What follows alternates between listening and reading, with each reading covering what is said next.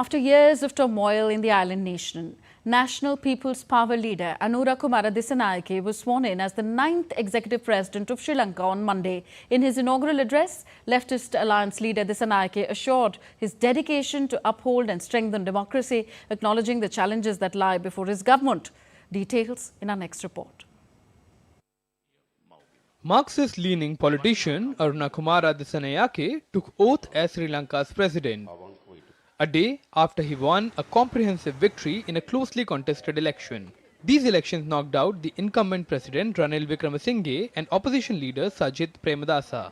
The mandate is being seen as a vote against the established political parties which have been in power for many years. This was the country's first election since its economy buckled in 2022 under a severe foreign exchange shortage, leaving it unable to pay for imports of essentials including fuel, medicine and cooking gas. The protests forced then President Gotabaya Rajapaksa to flee and later resign. We'll see a lot of old players will be taken off from the parliament, and well-educated and more youngsters coming into the parliament is a very good opportunity for Sri Lanka go for a proper change. Dissanayake had promised to dissolve parliament within 45 days of taking office for a fresh mandate for his policies in general elections. As per experts, the parliamentary elections can be held as early as in November this year.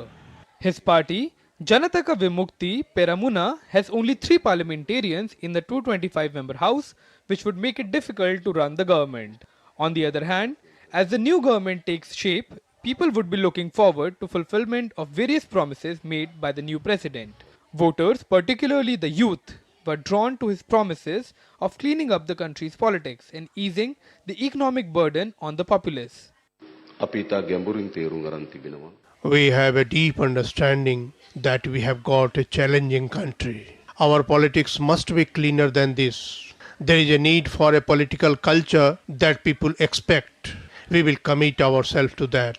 The public have a very negative view of politicians and politics. 55-year-old Dissanayake presented himself as the candidate of change for those reeling under austerity measures linked to a $2.9 billion International Monetary Fund bailout.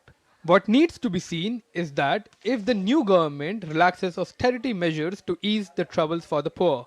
Despite the uncertainty, Dissanayake's election represents a significant political transformation in Sri Lanka.